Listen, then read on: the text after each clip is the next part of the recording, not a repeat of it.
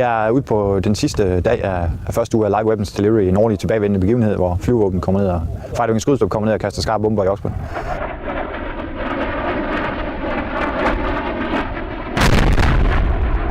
I dag kaster de Mark 84 bomber, 2000 punds dump bombs, altså bomber, der ikke bliver styret overhovedet, der bare bliver kastet efter pilotens, hvor dygtig piloten er.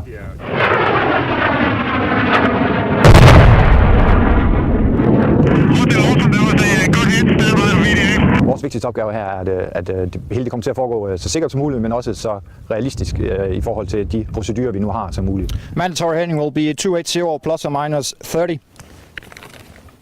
Ordnance 2 times Mark 84. Altså der er nogle faste standarder, som skal opfyldes, og dem er vi så garant for, at i hvert fald på jordsiden, at flyet, inden vi giver flyet lov til at kaste bomben, så har vi er sikre på, at målet er det rigtige, og højden er den rigtige, og friendlies er de rigtige steder osv. Så at vi kører procedurerne, som vi gør det i Afghanistan og alle andre steder. This will be a high-level type 1 attack, and target is situated in a column running from east towards the west. Norseman, good copy, and number 1, have a safe flight, and number 2, you are approved into the range.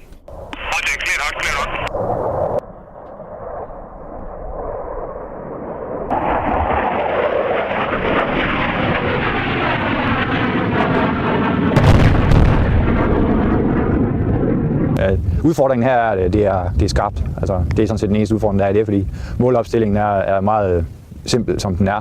Den er ikke ret meget Taliban eller Afghanistan look-alike, men det er den årlige tilbagevendende begivenhed, som vi skal igennem, fordi vi skal have nogle hot controls, og det skal piloterne også, så det er en af mulighederne der for at få det her.